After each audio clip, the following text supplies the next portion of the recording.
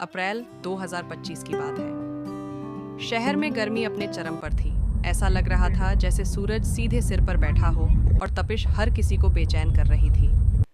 मैं, मनोज और मेरा परिवार, मेरी माँ, मेरी पत्नी और बेटा, सब इस भीषण गर्मी से परेशान हो चुके थे।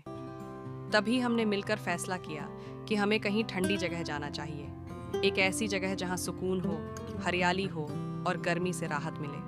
हमने प्लान तो कर लिया कि किसी हिल स्टेशन पर चलना है, लेकिन गंतव्य तय नहीं था।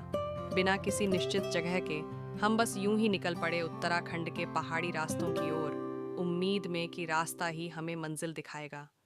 हमारी कार जैसे ही गढ़वाल के पहाड़ी रास्तों पर चढ़ने लगी, मौसम ने खुद को थोड़ा नरम करना शुरू कर दिया। रास्ते में एक स्थानीय व्यक्ति से बात हुई और उसने हमें एक सुंदर और शांत जगह के बारे में बताया, घनसाली घाटी और वहीं से आगे कागभुचंडी 0 पॉइंट की ट्रैक। नाम सुनते ही एक अजीब सी उत्सुकता और रोमांच हमारे मन में भर गया। हम सब ने तय किया कि यही हमारी मंजिल होगी। कार अब संकरी ऊबड़ खाबड़ सड़कों पर दौड़ने लगी थी, जो असली रोमांच का हिस्सा थी। चारों ओर हिमालय की ऊंची चोटियां, गहराई में बहती नदियां और हवा में घुली ठंडक हमारे सफर को स्वर्ग जैसा बना रही थी। जैसे जैसे हम घनसाली घाटी के करीब पहुंचे, रास्ता और भी सुंदर होता चला गया। कभी कभी लगता जैसे हम किसी पोस्टकार्ड में चल रहे हैं।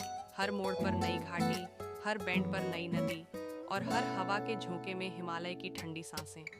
अंततः हम घनसाली घाटी पहुंचे। यह एक छोटा लेकिन अत्यंत शांत और सुरम्य स्थान है। यहाँ भीड़ नहीं थी, कोई शोर नहीं था, बस प्रकृति की आवाजें, पत्तों की सरसराहट, पक्षियों की चहचहाहट और बहती नदियों की मधुर ध्वनि।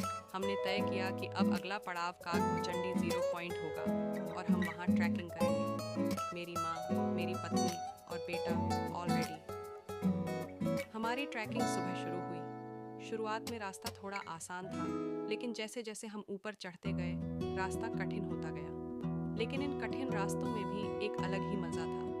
हर कदम पर एक नया दृश्य, हर मोड़ पर एक नई अनुभूति। रास्ते में हमने विभिन्न प्रकार के पेड़ देखे, देवदार, बुरांश, चीड़, और हर पेड़ की अपनी सुगंध और ऊर्जा थी। पक्षियों की अलग अलग प्रजातियां दिखीं, जिनकी आवाज़ें किसी संगीत से कम नहीं थीं। रास्ते में बहती छोटी छोटी धाराएं और चट्टानों से टकराती नदियां हमारे साथ चल रही थीं। जब हम कागभुचंडी 0 पॉइंट पहुंचे, तो वहां से जो दृश्य दिखा, उसने हमारे मन को पूरी तरह छू लिया। सामने फैला था पूरा हिमालय, बर्फ से ढकी चोटियां, बादलों से लिपटी पहाड़ियां और एक सन्नाटा जो मन को शांति देता।